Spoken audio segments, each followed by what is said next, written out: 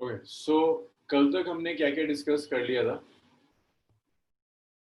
Abdul? Assignments कौन से भाई? असाइनमेंट का डाउट बताओ, कल जो असाइनमेंट दिया था उसमें।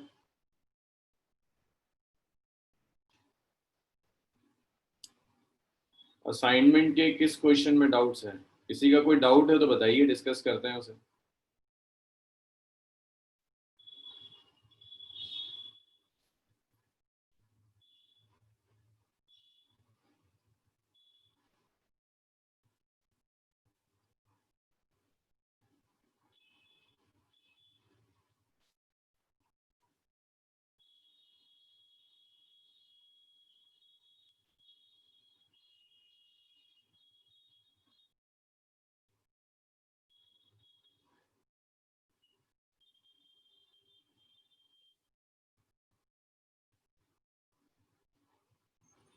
क्वेश्चन 2 में हाइट कैलकुलेट करनी है।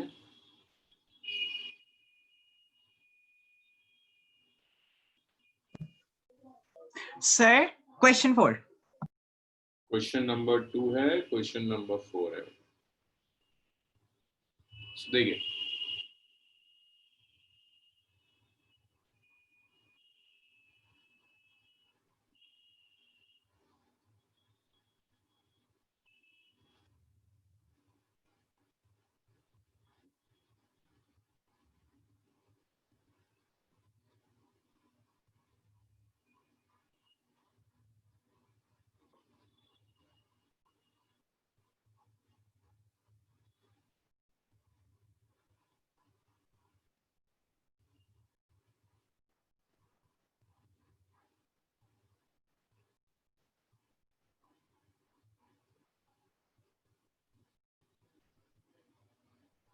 देखिए 2 में दिया हुआ है आपको कि एक मैन है, वो यहां से यहां जा सकता है 2 मीटर, 1.5 मीटर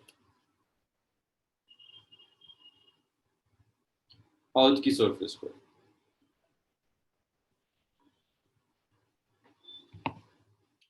अर्थ की सरफेस पर एक्सेलरेशन ड्यू टू ग्रेविटी की जो वैल्यू है, that value is due. That means इतनी हाइट तक जा रहा है, ऊपर जाने में इसने जो वर्क डन किया होगा, that work done will be mgh। या इसने जो एनर्जी स्पेंड करी है ऊपर जाने में, वो एनर्जी इसने स्पेंड करी है mgh की। अब एक और प्लैनेट है, उस प्लैनेट पे एक्सीलरेशन ड्यू टू ग्रेविटी की वैल्यू कुछ और होगी, पता नहीं, कुछ एच प्राइम हाइट तक जाएगा। तो यहां पर जंप करने में जो पोटेंशियल एनर्जी गेन करेगा, m g prime h prime, भाई इतनी एनर्जी जितनी यहां स्पेंड करी होगी, उतनी ही एनर्जी स्पेंड करके कुछ एच प्राइम हाइट तक जाएगा। तो अगर मैं ये यूज कर लूं कि u और u प्राइम इक्वल है, h हाइट तक जाने में एनर्जी स्पेंड करना और यहाँ h प्राइम हाइट तक जाने में एनर्जी स्पेंड करना, दोनों एनर्जी सेम स्पेंड हो रहे हैं। तो u is u prime. u को आप लिख सकते हो mgh, u प्राइम को आप लिख सकते हैं mg प्राइम h प्राइम।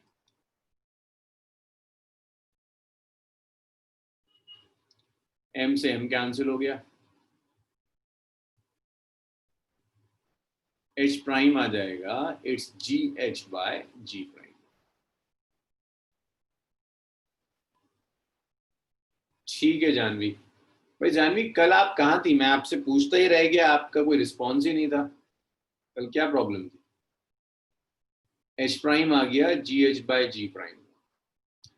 अब आपको रिलेशन चाहिए जी और जी प्राइम के अंदर। तो देखिए जी होता है it's g m by are square, ये एक्सप्रेशन था। अब आप इसे चाहो तो डेंसिटी की टर्म्स में कन्वर्ट कर लो। आप इसे लिख सकते हैं जी, मास को लिख सकते हैं volume into density divided by are square.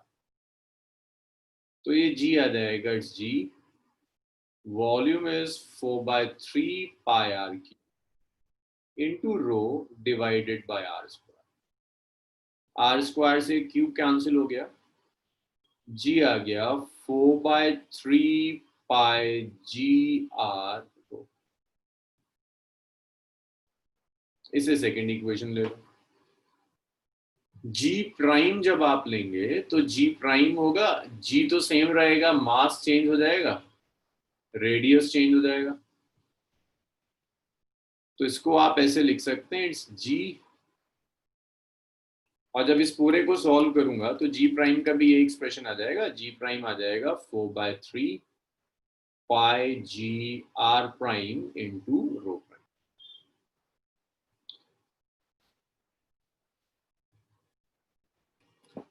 अच्छा, आर प्राइम को आप क्या लिख सकते हो आर की टर्म्स में? आर प्राइम क्या दिया हुआ है जरा, रेडियस में क्या चेंज आ रहा है? Radius is 1/3 of earth radius, so r prime is r/3। Density 1/4 है, रो प्राइम इज रो/4। अगर मैं ये सब वैल्यूज यहां सब्स्टिट्यूट कर दूं तो जी प्राइम आ जाएगा 4/3 pi G R prime which is r/3 rho prime which is रो/4। सो यहां से जी प्राइम आ गया, G prime is 4 pi G R rho by 24। This is equation number 3। आप 2 और 3 को उठाकर 1 में रख दीजिए।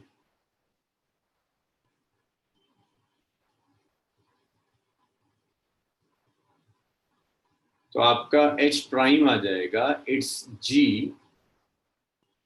which is 4/3 pi G R rho into H divided by G prime which is 4 pi G R rho over 24। So ये तो पूरा का पूरा एज इट इज कैंसिल हो गया। तो H प्राइम आ गया, इट्स 24/3H 8H। डाउट्स बताइए इसमें, नहीं तो फिर आगे बढ़ते हैं।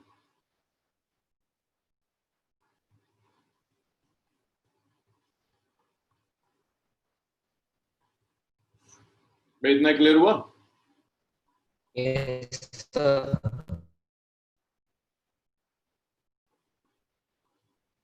अभी अब्दुल्ला हुआ? चलिए इसको मैं रब कर दूं, जल्दी से लिख लीजिए।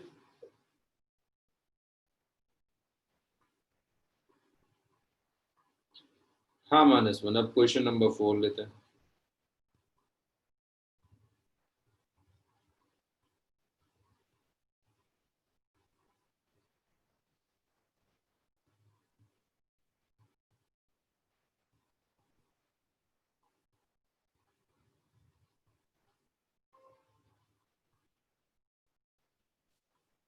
तो देखिए वो आपसे कह रहा है किसी एक हाइट पर एक्सेलरेशन ड्यू टू ग्रेविटी की वैल्यू सरफेस के कंपेरेबल कितनी रह जाती है? 1% of ji, 1% of ji.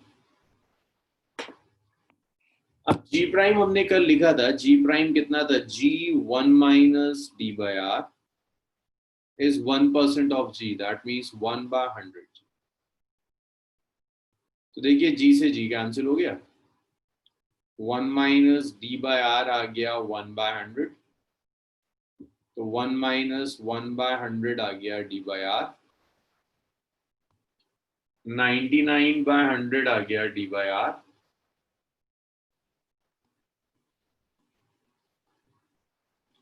d is 99/100r। सो ये आ जाएगा 0.99 ऑफ r।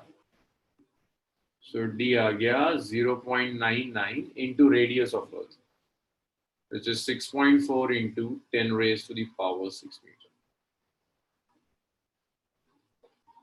आमना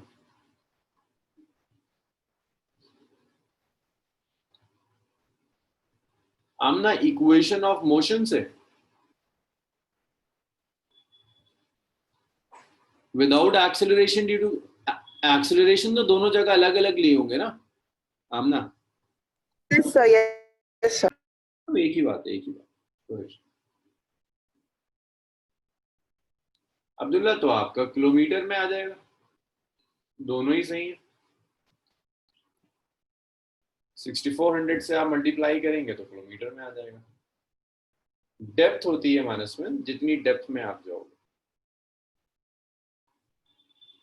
सर ये फॉर्मूला याद करना पड़ेगा। ठीक है, याद करना होगा। सर एक और क्वेश्चन, मतलब इसी से रिलेटेड।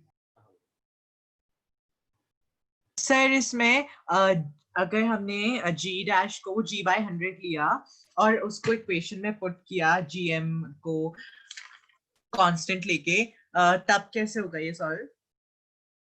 किसमें सब्स्टिट्यूट करा, किसके अंदर? g is equals to gm/r² में r को r माइनस h लिया।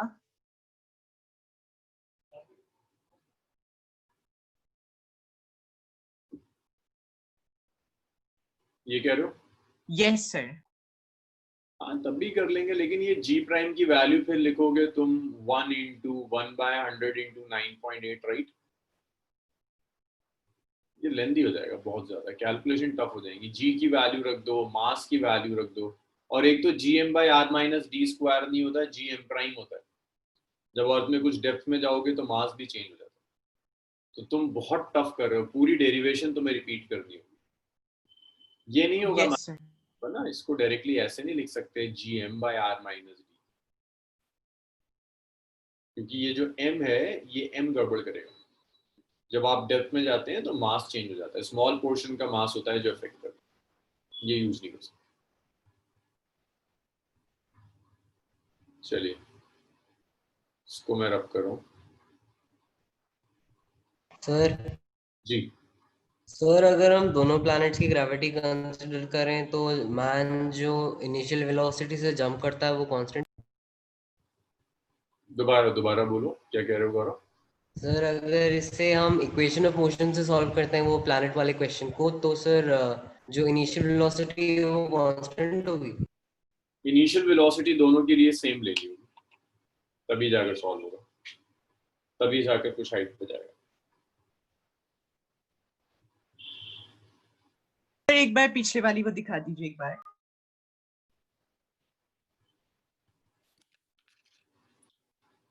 अब्दुल्ला मीटर में कन्वर्ट करने के लिए आप 1000 से मल्टीप्लाई कर दीजिए, या आप किलोमीटर में छोड़ दीजिए, कोई हर्ज नहीं।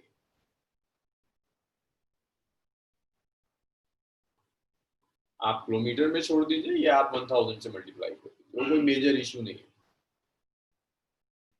हाँ जी, मैनेजमेंट हो गया अब? Yes sir. अच्छा जानवी बच्चे, मैं पूरा तो नहीं रिपीट कर पाऊंगा, आप मुझसे सैटरडे पूछ लेना, क्योंकि वो रेगुलर बैच में सबका टाइम वेस्ट होगा। मैं बस आपको थोड़ा सा बता देता हूं ताकि न्यूमेरिकल्स आप कर लें।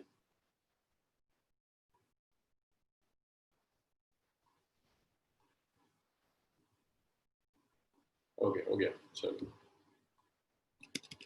तो हाइट और डेप्थ दोनों का वेरिएशन के साथ हमने देख लिया। अब अगर वो आपसे कहता है ग्राफ प्लॉट करिए,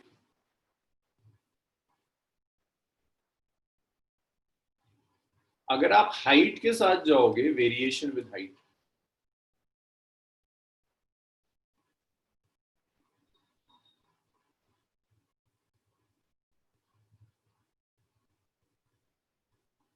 अगर हाइट के साथ आप वेरिएशन लेंगे तो जी प्राइम ऐसे वेरी करता है 1/r² के साथ। और अगर आप डेप्थ में जा रहे हो, अगर आप डेप्थ के साथ वेरिएशन ले रहे हैं तो G prime directly proportional to R होगा।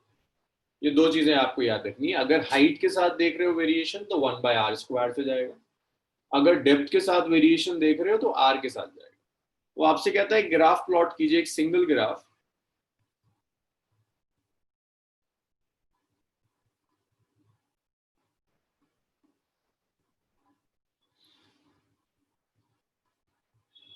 जी वर्सेस आर ग्राफ,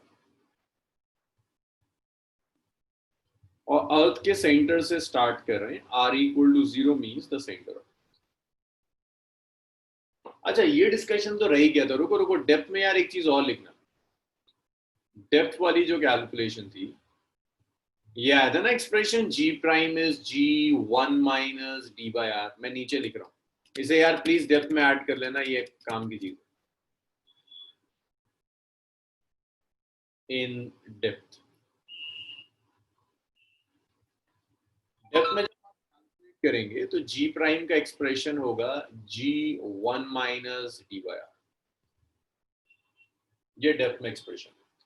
अगर आप अर्थ के सेंटर पर जा रहे हो तो अर्थ के सेंटर पर डी कितना होगा, आर के इक्वल। आप डेप्थ में जा रहे हैं ना, अर्थ के सेंटर के लिए आप कितनी डेप्थ में चला जाओगे, equal to the radius of earth. अगर आप सब्स्टिट्यूट करेंगे so G prime is G1 minus R by R. तो जब आप सब्स्टिट्यूट करोगे G prime is G1 minus R by R 1 हो जाएगा, जी प्राइम आपका 0 हो जाएगा। तो सेंटर पर 0 हो जाएगा। एक्सेलरेशन ड्यू टू ग्रेविटी अगर 0 हो गया तो जो वेट होता है बॉडी का विच इज mg, वेट भी 0 हो जाएगा। इस कंडीशन को आप कहते हैं वेटलेसनेस।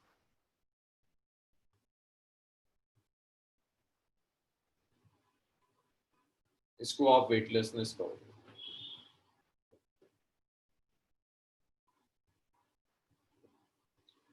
देखना जरा अब्दुल्ला, ये एक्सप्रेशन देखकर क्या लग रहा है, जी प्राइम इंक्रीज हो रहा है डिक्रीज हो रहा है डेप्थ के साथ, जैसे जैसे आप नीचे जा रहे हैं? डिक्रीज होगा। और अगर आप ऊपर जाओगे, अगर नीचे जाने पर डिक्रीज हो रहा है तो ऊपर जाने पर क्या होगा, इंक्रीज हो जाएगा, है ना। तो ये जो आप आर देख रहे हैं ये ऊपर जा रहे हो आप, इसीलिए आर इंक्रीज हो रहा है। तो सेंटर पर तो जी 0 है, लेकिन जैसे जैसे सेंटर से आप ऊपर जाओगे, भाई r equal to capital r का मतलब है आप अर्थ की सरफेस पर हो। ये r is less than capital r, आप इनसाइड चले गए। और ये r is greater than capital r, आप आउटसाइड चले गए।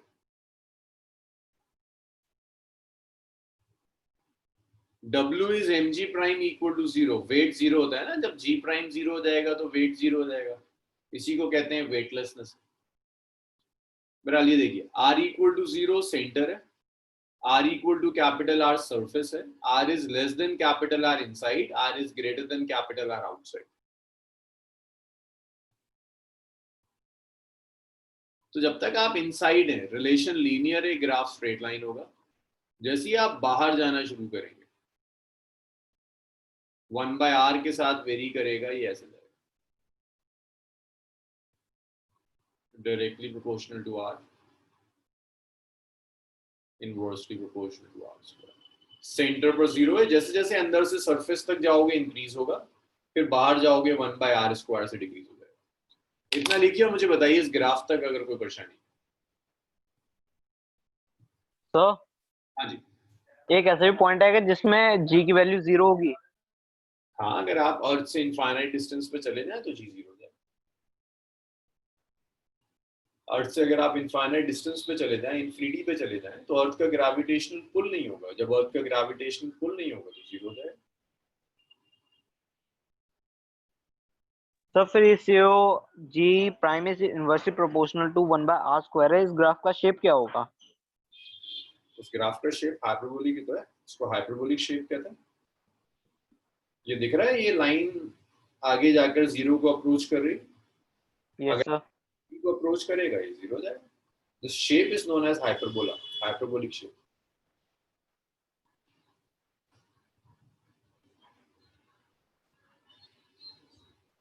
अब्दुल्ला किस एक्सिस की बात कर रहे हो?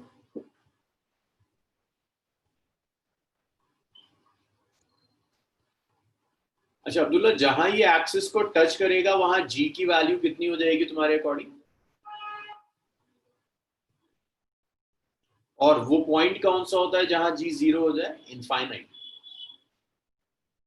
नंबर लाइन पे इनफाइनाइट अटेनेबल नहीं होता, इसीलिए इन लाइंस को आगे ले जाकर पैरेलल कर देते, क्योंकि आर जब इनफाइनाइट होगा तब जी 0 होगा, इसीलिए पैरेलल कर देते हैं कि इनफाइनाइट है विच इज नॉट अटेनेबल।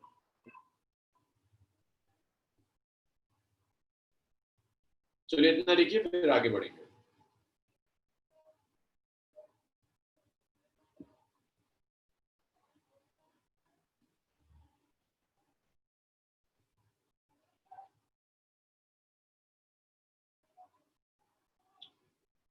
जी, जैसे जैसे दूर जाएगा वो जीरो को अप्रोच करेगा।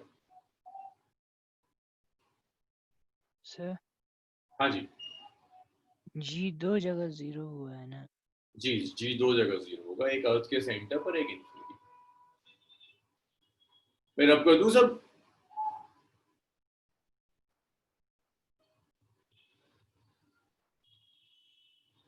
चलिए एक न्यूमेरिकल करिए जरा और इसी के ऊपर।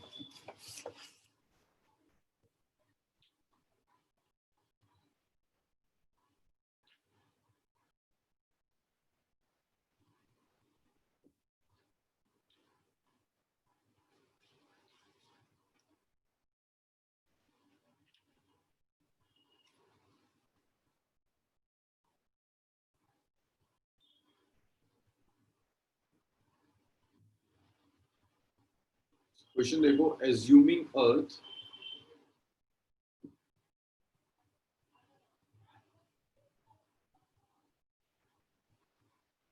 to be a sphere of uniform density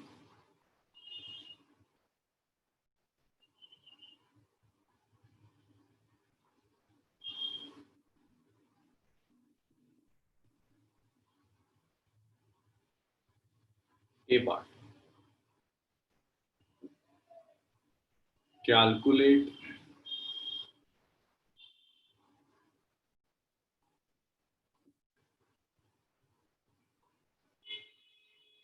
value of acceleration due to gravity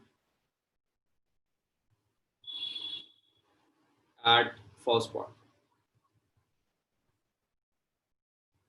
1600 kilometer above the earth.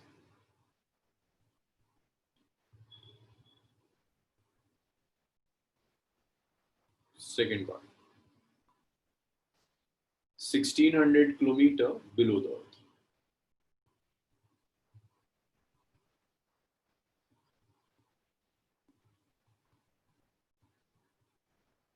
B part.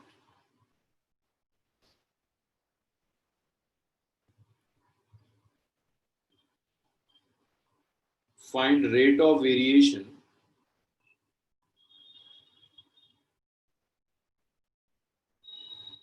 of acceleration due to gravity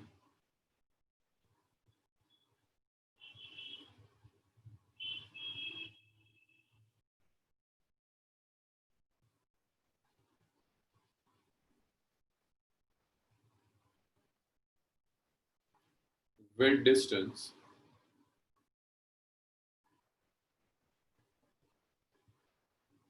above and below the earth's surface.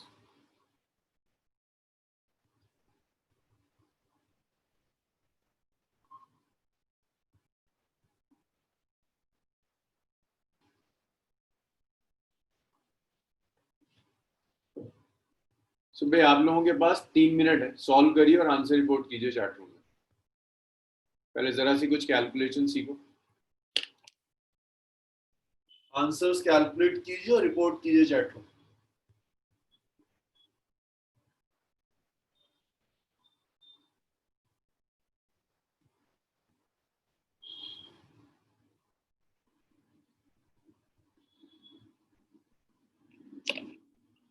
सो इस B part में मैं hint लिख रहा हूं, DG over D R चाहिए।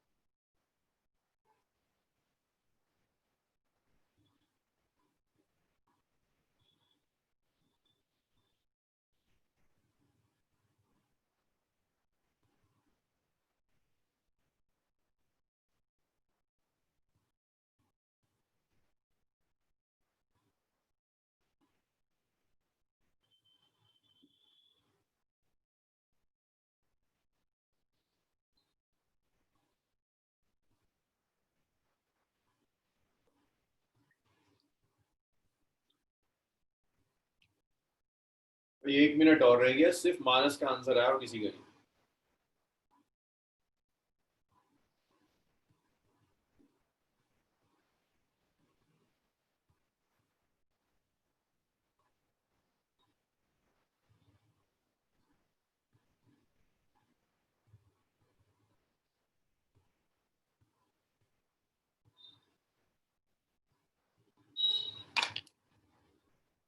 ये answers क्यों नहीं आते तुम लोगों के बिल्कुल? अंश, अंशिका, कोई रिस्पॉन्स नहीं है।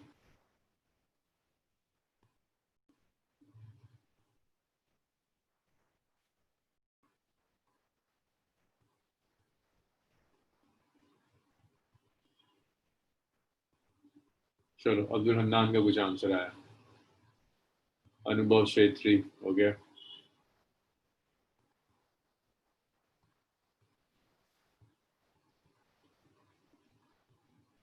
ओके,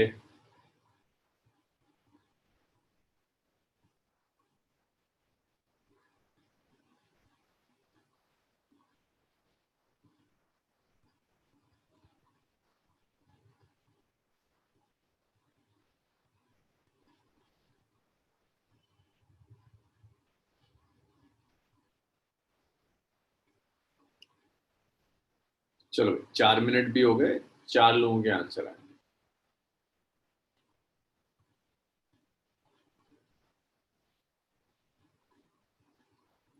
ओके, चलो फर्स्ट पार्ट, सेकंड पार्ट में सॉल्व करता हूँ। Part A is very trivial. वो आपसे कह रहा है calculate the value of acceleration due to gravity at 1600 kilometre above the earth and 1600 kilometre below the earth. So this g prime is g above the surface of earth. देखिए 1600 kilometre में आप ये use नहीं कर सकते approximation. सो पहले मैं आपसे कह रहा हूं above the surface of earth. A का भी first part above the surface of earth. तो जब above the surface of earth लोगे आप ना, g prime is g by 1 plus h by r। आप बायनोमियल के बाद वाली अप्रोक्सीमेशन यूज नहीं कर सकते। तो देखिए जब आप इसे डायरेक्टली सॉल्व करेंगे, this is g divided by 1 plus h, h is 1600 kilometre, divided by r, which is 6400 kilometers square। g minus में ये कल करा था, तो g prime is g by 1600 by 6400, इसे आप 1/4 स्क्वायर लिख दीजिए। 1 प्लस 1/4 को आप 5/4 का स्क्वायर लिख सकते हैं। तो g प्राइम आ गया g by 25 into 60। Excuse me sir, जी बताइए। सर बाइनोमियल वाला क्यों नहीं किया sir? Because that is valid only if your height is very very less than the radius of Earth. But your height is 1600 kilometers, just 1/4 of the radius of Earth. So valid नहीं होगा। उसमें लिखा भी था मैंने, it's valid only if h is very very less than r. So this is 16 into g, which is 9.8 divided by 25 meter per second square. This is the value of g prime. Second part, आपको depth में चाहिए, तो g prime is g 1 minus d by r। ये g prime का expression है। तो आप लिख सकते हो g prime is g, depth is 1600, radius is 6400। तो आप लिख सकते हो g prime is g 1 minus 1/4। So g prime is 3g by 4। ये फर्स्ट और सेकंड पार्ट। इसमें किसी को कोई डाउट फर्स्ट और सेकंड पार्ट में? फिर बी पार्ट करेंगे। ए क्लियर है सबका? Yes sir. अंश क्लियर हुआ ये? Anshika, 6400 is the radius of Earth. Capital Excuse me, sir. Yes. And 6400 is radius of Earth. So R in this formula, capital R in this formula is radius of Earth, which is 6400 kilometer. इसलिए 60. Excuse me, sir. Yes, Yuvraj.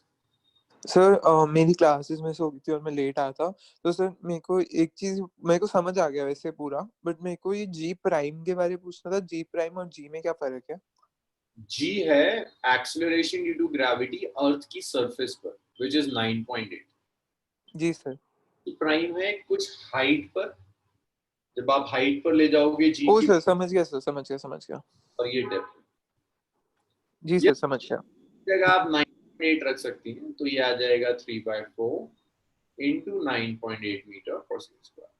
हाँ अंश, clear हुआ? Capital R क्यों ले रहा हूँ 6400? एक बार फिर से बता दो। यहाँ जो कैपिटल आर आ रहा है that is the radius of अर्थ, और रेडियस ऑफ अर्थ की वैल्यू 6400, तो हमेशा 6400 ही रहेगा। हाँ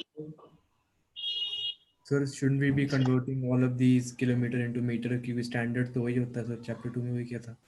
Yeah, but if you divide kilometer by kilometer, then unit will get cancelled out, right? Yes sir, yes sir. It's basically the ratio. If you take ratio in meter or you take ratio in kilometer, it's the same thing. They gets cancelled out. So if you want to convert this in kilometer, just multiply it with 1000, multiply it with 1000. That 1000 will cancel this 1000. Otherwise, you are correct. Your answer should be in CGS, not CGS, SI unit. But यहाँ cancellations हो जाएंगे. That's why. B part में वो आपसे acceleration due to gravity नहीं कह रहा. Rate of acceleration due to gravity with distance above and below the surface of Earth. तो वो B part में आपसे dg over dr पूछ रहा है। तो जब आप हाइट के साथ वो पूछ रहा है आपसे dg over dr, तो पहले आप हाइट का एक्सप्रेशन लिखेंगे।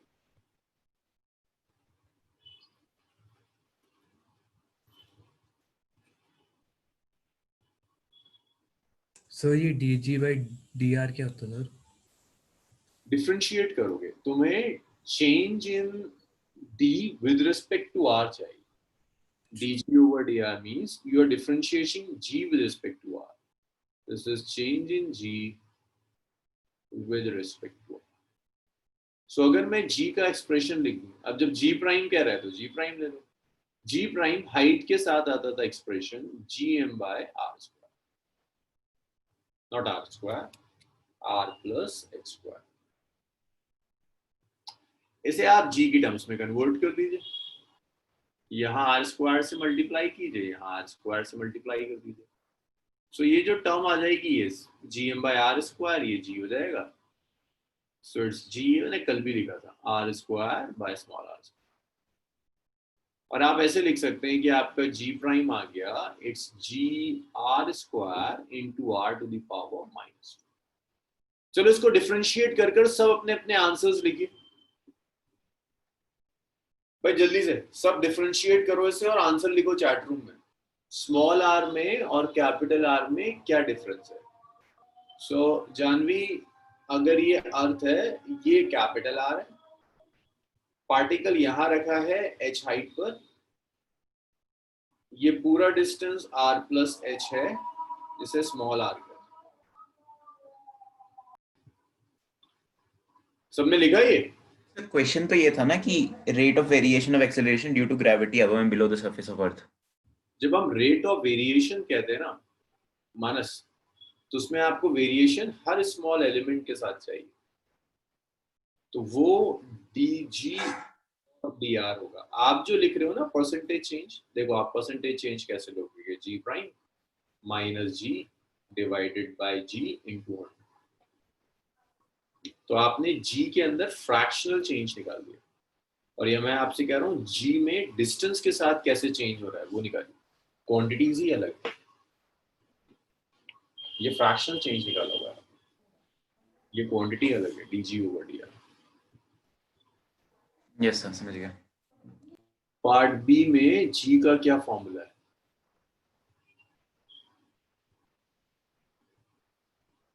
सर 1 मिनट बचे।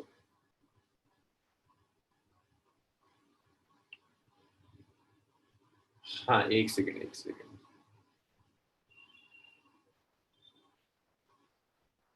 बहुत डाउट्स है लोगों को। भाई देखो सुधांशु, वो कह रहा है change in g with respect to r चाहिए। चेंज इन री विद रिस्पेक्ट टू आर का मतलब ही यही है, DG prime over D R. मेत्री का आपने 6 स्किप कर दिया है। मेत्री, कहाँ मैंने स्किप कर दिया है 6? सर कुछ नहीं सर, रब हो गया होगा मे बी, वो जो आपने 6400 किलोमीटर के नीचे जो 1/4 लिखा है। कहाँ मैंने 1/4 लिखा है? ये उसके ऊपर सर। क्या हो रहा हो गया ना, बोला किस्सा तो खत्म। जानवी 1/4 कैसे हो गया? 1600/64 जानवी 1/4 होता है ना। 1600 4s are 6400। ये तो खत्म ही हो गया।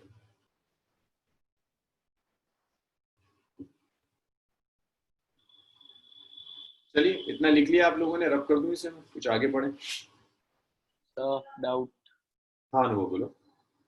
सर हम ये कैसे आइडेंटिफाई करेंगे कि हमें 1/x के रिस्पेक्ट में वो डिफरेंशिएट करना है या फिर उसको x रेज़ पावर -1 करके डिफरेंशिएट करना है? आप जब भी पॉलिनोमियल फंक्शन लेते हो, अगर आप 1/x को भी डिफरेंशिएट कर रहे हैं ना, इसका कोई डायरेक्ट डेरिवेटिव है ही नहीं अनुभव। इसको तो हर हाल में आपको x टू द पावर -1 ही लेना हो, और तो कोई तरीका नहीं। आप जो लॉग लिख रहे हैं, आप डिफरेंशिएशन और इंटीग्रेशन में कंफ्यूज हो गए। 1/x का इंटीग्रल log x होता है, डेरिवेटिव नहीं। अनुभव यस सर। क्लियर हुआ? Yes sir. चलिए मैं इसको रब कर रहा हूं। सो ये 2 वेरिएशंस हमने डिस्कस किए। एक वेरिएशन हाइट के साथ था कि जैसे जैसे आप हाइट पर जाएंगे एक्सेलरेशन ड्यू टू ग्रेविटी कम होता चला जाएगा। वेरिएशन डेप्थ के साथ था कि जैसे जैसे आप डेप्थ में जाएंगे एक्सेलरेशन ड्यू टू ग्रेविटी कम होता चला जाएगा। तीसरा इफेक्ट आता है विद रोटेशन ऑफ अर्थ।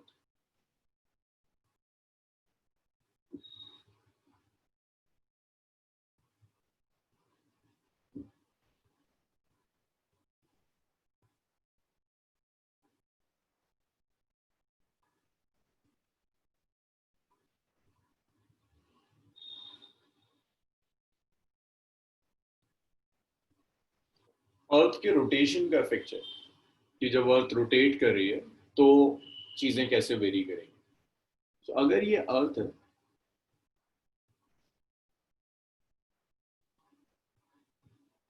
इस अर्थ का मैं रोटेशन कंसीडर कर रहा हूं। अभी तक हमने जब भी वेरिएशन देखा, हमने अर्थ का रोटेशन नहीं लिया, लेकिन अर्थ रोटेट करती है। तो अगर यहाँ एक ऑब्जेक्ट रखी हुई है, ये सेंटर ऑफ अर्थ है, इसके ऊपर एक ग्रेविटेशनल फोर्स एक्ट कर रही होगी mg। मतलब ये टॉपिक एनसीईआरटी में नहीं है तो मैं इसे डिराइव नहीं करूंगा, मैं डायरेक्ट रिजल्ट लिखूंगा।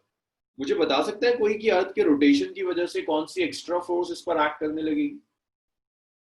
सो सेंट्रीफ्यूगल फोर्स। Centrifugal, yes. अगर जैसे ये रोटेट करना शुरू कर दे तो अर्थ के सेंटर से दूर एक सेंट्रीफ्यूगल फोर्स इस पर एक्ट करना शुरू कर देगी ना। ये बिल्कुल वैसे ही होता है जैसे अगर आप किसी रोटेटिंग राइड में बैठ जाएं, जब आप रोटेट करेंगे तो बाहर की तरफ एक फोर्स आपको खींचती है, दैट द सेंट्रीफ्यूगल फोर्स। तो यहाँ सेम सेंट्रीफ्यूगल फोर्स है, जो सेंट्रीफ्यूगल फोर्स बाहर की तरफ एक्ट करेगी अवे फ्रॉम द सेंटर, ये सेंट्रीफ्यूगल फोर्स एक्ट करेगी मास के ऊपर। तो मास पर 2 फोर्सेस है, देखो वेट भी है और सेंट्रीफ्यूगल फोर्स भी। तो इफेक्टिव वेट इसका डिक्रीज हो जाएगा, acceleration due to gravity decrease हो जाएगा। So due to centrifugal force,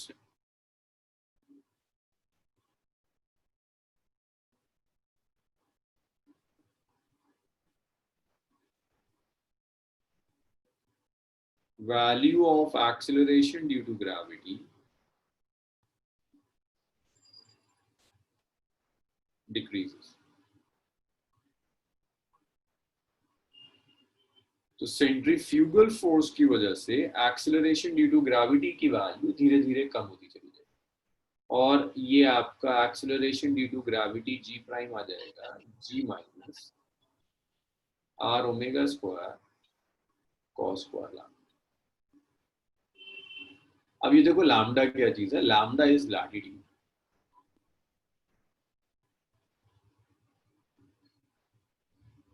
अगर ये इक्वेटर है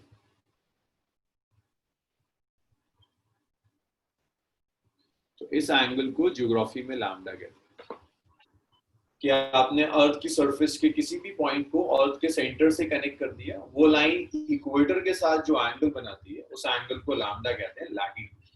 तो ये इफेक्ट है रोटेशन की। अब ये रोटेशन की वजह से इफेक्ट क्यों आता है, मैंने पहले भी डिस्कस किया, अभी बताया था सेंट्रीफ्यूगल फोर्स की वजह से, कि बाहर एक सेंट्रीफ्यूगल फोर्स खींच रही है। अगर अर्थ बहुत तेजी से रोटेट करने लगे, इतनी तेजी से कि सेंट्रीफ्यूगल फोर्स वेट को एक्सीड कर दे, जरा गेस कर सकते हो, अगर ये अर्थ इतनी तेजी से रोटेट कर जाए कि जो सेंट्रीफ्यूगल फोर्स एक्ट कर रही है वो वेट को एक्सीड कर जाए तो क्या होगा? अगर अर्थ का रोटेशन इतना तेज हो कि जो बाहर की तरफ सेंट्रीफ्यूगल फोर्स है वो वेट को एक्सीड कर जाए तो क्या होगा बॉडी के साथ? सर बॉडी उड़ जाएगी। बॉडी उड़ जाएगी, बाहर निकल जाएगी, बिल्कुल बाहर निकल जाएगी। सो कई प्लैनेट्स में एटमॉस्फेयर न होने का एक रीजन ये भी है, वहां अर्थ इतनी तेजी से रोटेट कर रही है कि सेंट्रीफ्यूगल फोर्स वेट से ज्यादा हो जाती है, तो सारी गैसेस बाहर निकल जाती है। Lambda latitude. Excuse me, sir. Can you please explain this part again? The G prime equal to G, ये वाला सर, ऊपर वाला. मैंने ना derive नहीं किया. I'm just writing this whole derivation, this thing directly. ये जो negative sign आ रहा है, this negative sign is simply due to centrifugal force. अगर आप derive करना चाहते हैं तो ये ऐसे derive होता है कि जो net force है, net ये R cos square है. Yeah, R omega square, cos square lambda. R omega square, where omega is the angular velocity.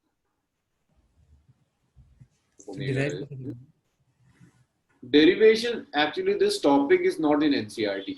तो derivation आपसे स्कूल में कोई पूछेगा नहीं, इसीलिए मैं जरा skip कर रहा हूँ. When if you want to derive, then net force is weight minus centrifugal force. It's weight minus centrifugal force होता है mv square पर, वहाँ से आ जाए. Omega is angular velocity. Omega को आप ऐसे लिख सकते हैं 2 pi by t, where T is time period of rotation. Sir एक minute, time period of rotation, तो ये टी टाइम पीरियड हो जाएगा जो कि 24 आवर्स होता है. बस मैं अभी इसको वाइंड अप कर दूं, फिर मैं आप लोगों के डाउट्स लेता हूँ. बहुत डाउट्स आ रहे हैं, अभी डिस्कस करेंगे. सो this is g prime which is g minus r omega square cos square lambda where omega is 2 pi by capital T. अब जरा देखो इक्वेटर और पोल्स पर देखते हैं. अगर मैं पोल्स पर कैलकुलेट करूं, भाई पोल्स के लिए लैम्डा 90 डिग्री होता है, पोल्स के लिए लैटिट्यूड 90 होगा, लैम्डा की जगह 90 रख दीजिए, तो g प्राइम आ जाएगा g minus r omega square cos square 90, cos 90 is 0, तो g prime is equal to 0. This is acceleration due to gravity at poles. अगर आप इक्वेटर पर ले रहे हो, इसको मैं लिख देता हूं, ये पोल्स पर. अगर आप इक्वेटर पर ले रहे हो, so at equator lambda is 0 degree. तो जब आप वैल्यू रखेंगे, so g prime is g minus r omega square cos square 0. cos 0 1 होगा, तो ये g prime आ जाएगा g minus r omega square. ये इक्वेटर. सो भाई कहाँ वैल्यू ज्यादा है, पोल्स पर या इक्वेटर पर? रोटेशन की वजह पोल्स पर सर, पोल्स पर ज्यादा है एज कंपेयर टू इक्वेटर. तो अगर आप एक बॉडी ले लो, उसका वेट पोल्स पर ज्यादा होगा इक्वेटर पर कंपेरेटिव कम हो जाएगा। और जो डिफरेंस है, अच्छा स्पेस नहीं है मेरे पास। हाँ जी, क्या क्या डाउट्स हैं अब्दुल्ला का इस टॉपिक पे एग्जाम में? चांसेस कम होते हैं इस टॉपिक के एग्जाम्स में क्वेश्चन आने के, क्योंकि एनसीईआरटी ने इसे नहीं दिया हुआ। जीरो चांसेस नहीं कह सकता। Yes weight will be maximum at the axial poles. Yes, it's maximum at the poles. Yes, poles तो टिल्टेड है ना बिकॉज ऑफ एक्सिस। मित्री, हम विद रिस्पेक्ट टू इक्वेटर लेते हैं, पोल्स टिल्टेड हैं बट इक्वेटर के तो परपेंडिकुलर टिल्टेड हैं। ये इक्वेटर भी ऐसे टिल्टेड है, ये ऐसे टिल्टेड है, ये एंगल 90 डिग्री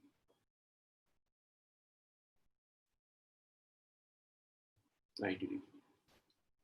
सो अगर एक बॉडी रोटेट करे, अगर अर्थ रोटेट कर रहा है तो अर्थ के रोटेशन की वजह से भी एक्सेलरेशन ड्यू टू ग्रेविटी की वैल्यू में चेंज आता है। एक्सेलरेशन ड्यू टू ग्रेविटी की वैल्यू रोटेशन की वजह से इतनी हो जाती है, g minus r omega square cos square lambda. Lambda latitude है, ओमेगा एंगुलर वेलोसिटी। ओमेगा को आप लिख सकते हैं 2 pi by capital T, where T is time period of rotation of earth, जो यूजुअली 24 आवर्स। पोल्स पर कैलकुलेट करोगे latitude 90 degree, g prime g के इक्वल होगा। इक्वेटर पर कैलकुलेट करोगे it's g minus r omega square. Poles पर value equator के comparable ज्यादा है। आमना का क्वेश्चन है, सर तो अगर सेंट्रीफ्यूज नहीं होती so we would have gone inside. नहीं आमना, नॉर्मल रिएक्शन बचा लेता ना, नॉर्मल रिएक्शन बचा लेता, नॉर्मल रिएक्शन नहीं जाने देता। Yes, one of the reason, one of the reason ellipsoid होने के लिए, वन ऑफ द रीजन। हाँ गौरव, लास्ट में पूछ लेना, नॉर्मल रिएक्शन बचा लेगा। चलिए भाई, रब कर दूं इसे। Yes sir.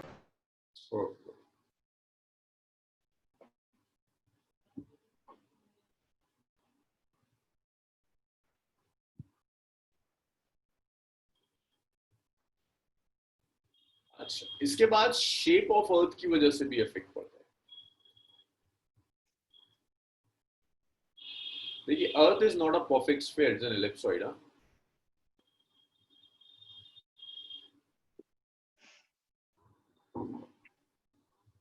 शेप की वजह से भी इफेक्ट पड़ेगा। अर्थ इज एलिप्सॉइड, तो ये सेंटर ऑफ अर्थ है, ये है रेडियस ऑफ द अर्थ, ये पोलर रेडियस है और ये equatorial radius.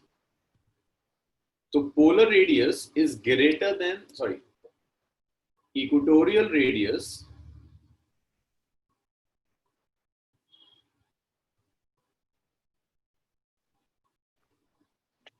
is greater than polar radius.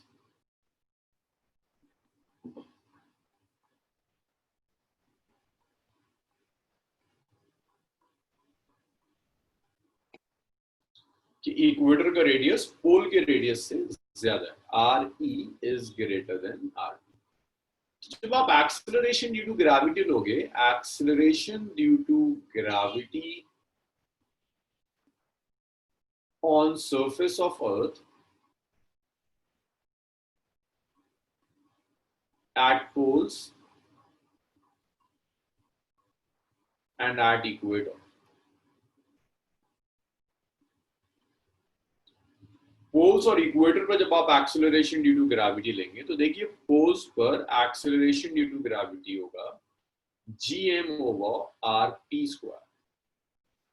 Equator पर जो एक्सेलरेशन ड्यू टू ग्रेविटी होगा it's gm by r e squared. R e is greater than r t, तो आप लिख सकते हैं इक्वेटर पर वैल्यू पोल्स के कंपेरेबल। तो at equator value of acceleration due to gravity is less than that on pole. Pole के comparable equator पर जी की वैल्यू कम। शेप की वजह से ये इफेक्ट पड़ता है। इतना लिखिए, ये वेरिएशन था। नेक्स्ट टॉपिक स्टार्ट करो। जी अब्दुल्ला, आप जा सकते हैं, बिल्कुल।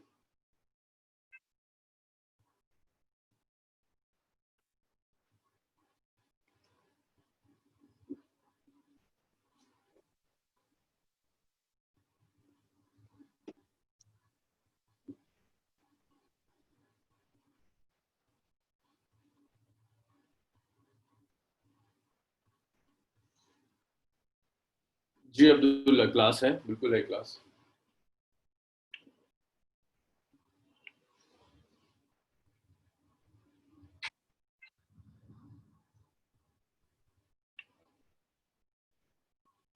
सर यस जी बेटा। तो लास्ट के दो अपने एक बार फिर से बता दीजिए। भाई एक्सेलरेशन ड्यू टू ग्रेविटी का फॉर्मूला याद है, gm/r² होता है। ये से ही याद है लास्ट के। हाँ, जब आप पोल्स पे लेंगे तो rp² और इक्वेटर पे लेंगे re²। अभी लिखा है इक्वेटोरियल रेडियस पोलर रेडियस से ज्यादा होता है, re is greater than rp, है ना। Yes sir. रेडियस अगर पोलर से ज्यादा है तो acceleration due to gravity equator पर कम होगा और पोल्स पर ज्यादा। सर इसका रीजन रेडियस है। हाँ, रेडियस इक्वेटोरियल रेडियस ज्यादा है पोलर जी रेडियस। सर। हाँ अनुभव। सर अगर इक्वेटोरियल रेडियस ज़्यादा है तो ग्रेविटेशनल फोर्स एट पी ज़्यादा कैसे होगा सर? इक्वेटोरियल रेडियस ज्यादा है तो कम होगी ना, because they are inversely proportional. अच्छा। Say this is ellipsoidal shape. This RE is greater than RP, right? Yes sir. And they are inversely proportional to radius. अच्छा यस सर। ये term ज्यादा है तो ओवरऑल फ्रैक्शन कम हो जाएगा because numerators are same, right? So if RE is greater than RP, they are inversely proportional. So GE will be less than G. Clear हुआ अनुभव? नहीं clear sir, clear sir. Sir अब कर दूं मैं? सब लिख चुके हैं? चलो। So that was about acceleration due to gravity and its variation. अच्छा, इसमें क्वेश्चन नेक्स्ट देखिए, ग्रेविटेशनल फील्ड।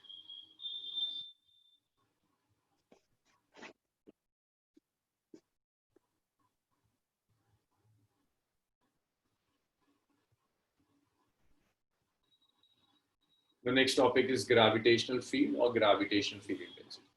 देखिए ग्रेविटेशनल फील्ड का क्या मतलब है? Gravitational field is the space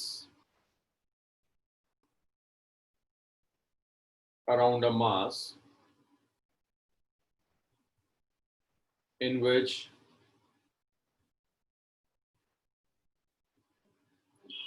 its gravitational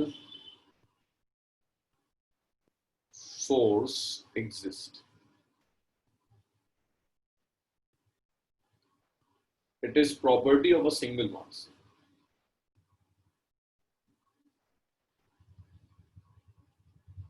At least one mass.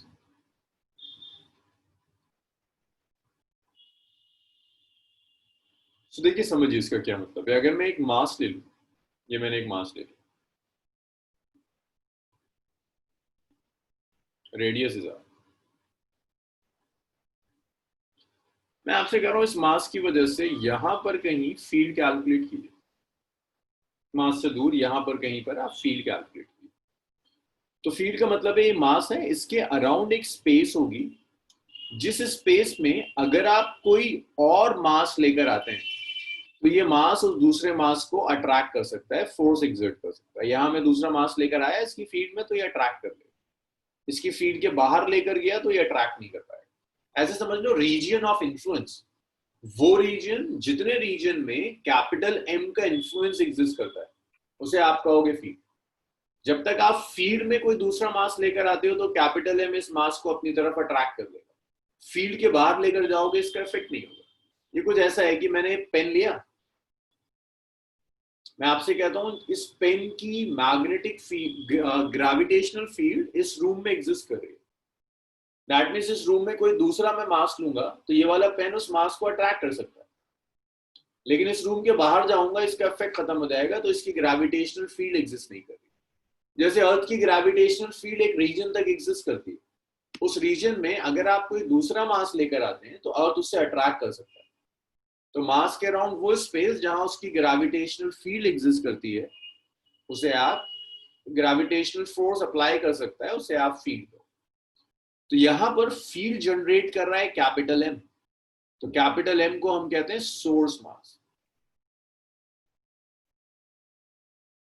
भाई जो भी मास फील्ड जनरेट करेगा उसे कहते हैं सोर्स मास। स्मॉल एम फील्ड नहीं जनरेट कर रहा है, स्मॉल एम को तो आप इसलिए लेकर आ रहे हैं कि आपको पता चल जाए फील्ड है या नहीं। फील्ड विजिबल नहीं होती, मतलब देख कर नहीं पता चलेगा कि कैपिटल एम की फील्ड कहाँ एग्जिस्ट करती है। उसके लिए आप दूसरा मास लेकर आओगे। अगर इस मास ने फोर्स एक्सपीरियंस कर ली तो आप इसे कहोगे test mass. So that is gravitation field. अब एक मास की प्रॉपर्टी क्यों, एक सिंगल मास भी होगा तब भी वो फील्ड जनरेट करेगा। मुझे बताओ कि फोर्स कितने मासेस की प्रॉपर्टी है? एक सिंगल मास फोर्स एक्सर्ट कर सकता है या फोर्स के लिए कम से कम 2 मासेस चाहिए?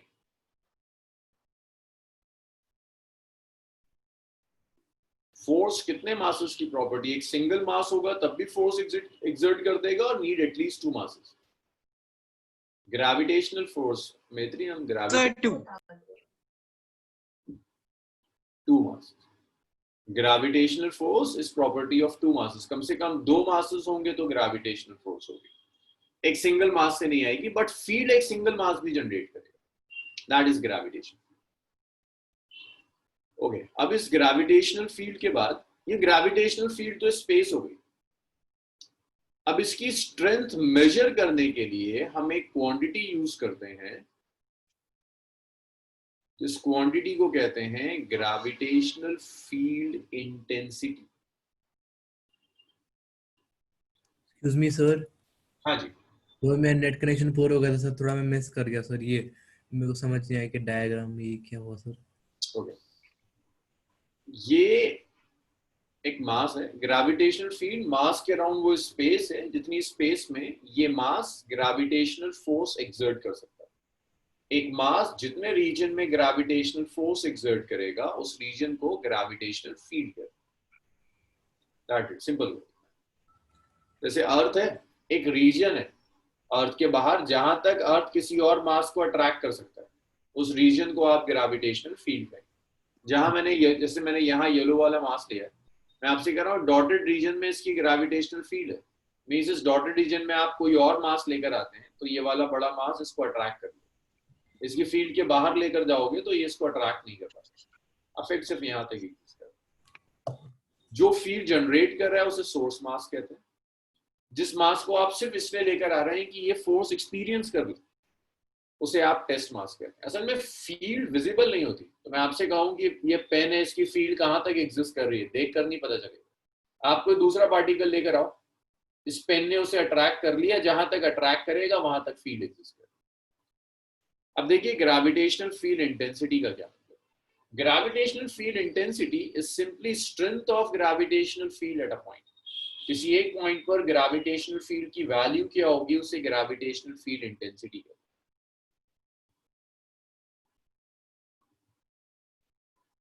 This is strength of gravitational field at a point.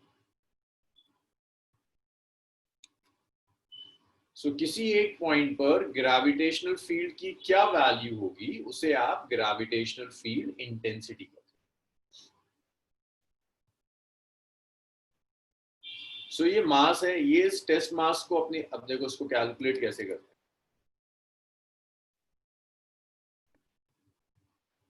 सो अगर मैं आपको ये एक मास दे दूं, यही दिखा दूंगा, इसको अलग से ड्रॉ करता हूँ।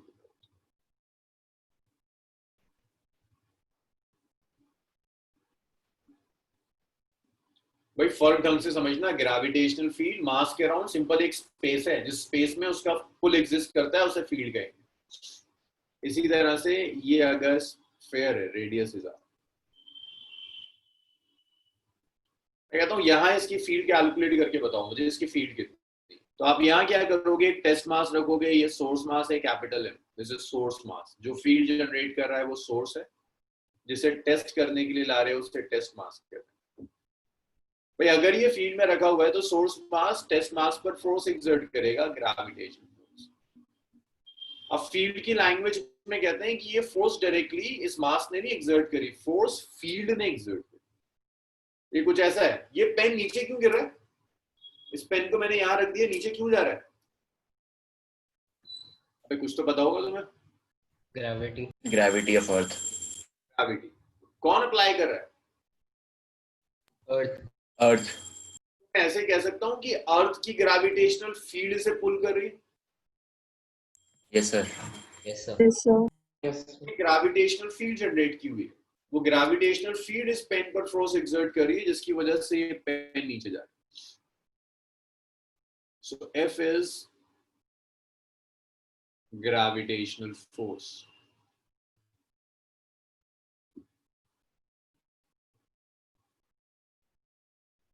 Gravitational force on test mass due to source mass capital.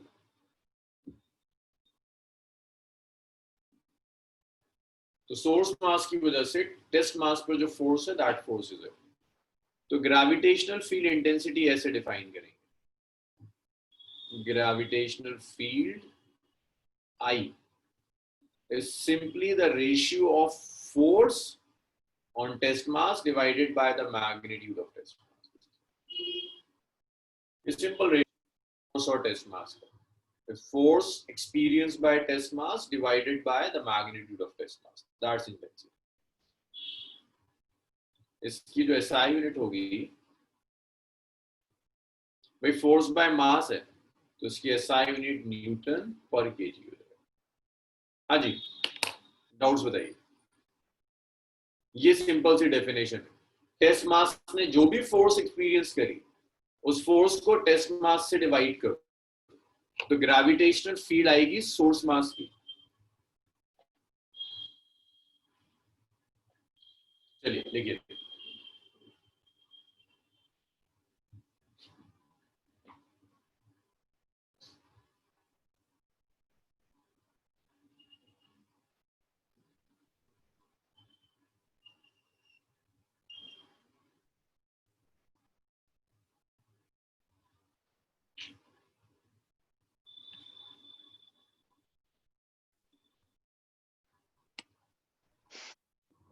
देखिए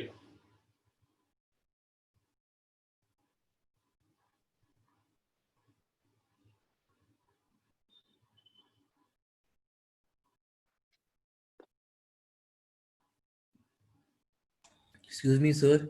जी सर मेरे को पूरा स्क्रीन ही नहीं दिख रहा सर, मेरे को ये जो नीचे आपने डायग्राम बनाया है बस मेरे को येलो येलो दिख रहा है सर, बट उसके आगे नहीं दिख एक रहा। बार इसे ना लॉग आउट कर लॉग इन करो, इट्स इंटरनेट इश्यूज की वजह से। अच्छा yes sir.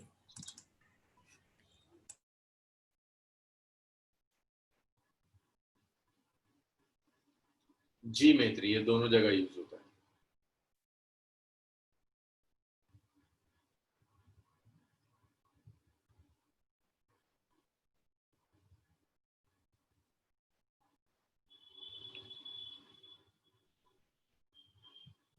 Sir I stands for. Gravitational field intensity. अच्छा यस। अब ठीक है अनुभव? हाँ जी sir. I stands for gravitational field intensity. अच्छा, इसकी यूनिट किसी और क्वांटिटी से मिल रही है? कोई और क्वांटिटी याद है जिसकी यूनिट न्यूटन पर केजी हो? Acceleration. Acceleration, right. So this is basically acceleration due to gravity से मैच करेगा। इसकी यूनिट, इसका expression acceleration due to gravity से मैच करेगा।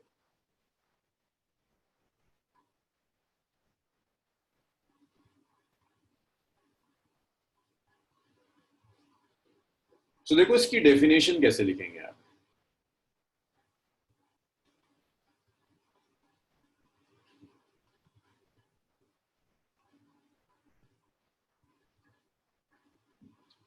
देखिए जो ग्रेविटेशनल फील्ड इंटेंसिटी का एक्सप्रेशन है that this is force experienced by test mass divided by test mass.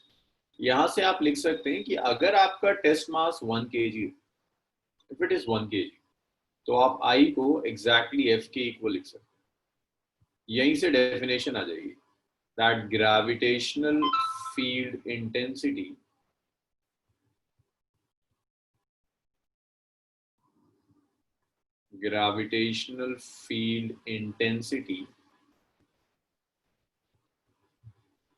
is force experienced by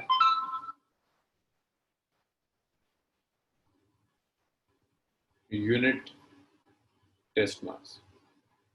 means अगर 1 kg का टेस्ट मास है, वो जो भी फोर्स एक्सपीरियंस करेगा उस फोर्स को आप ग्रेविटेशनल फील्ड इंटेंसिटी करें। इतना लिख लीजिए। अब इसके आगे मैं आज नहीं करा पाऊंगा, कोई फायदा नहीं है इसके आगे करने का, कंप्लीट नहीं हो पाएगा। मीनवाइल जो डाउट्स थे, गौरव आपको कुछ डाउट था, बताइए मुझे।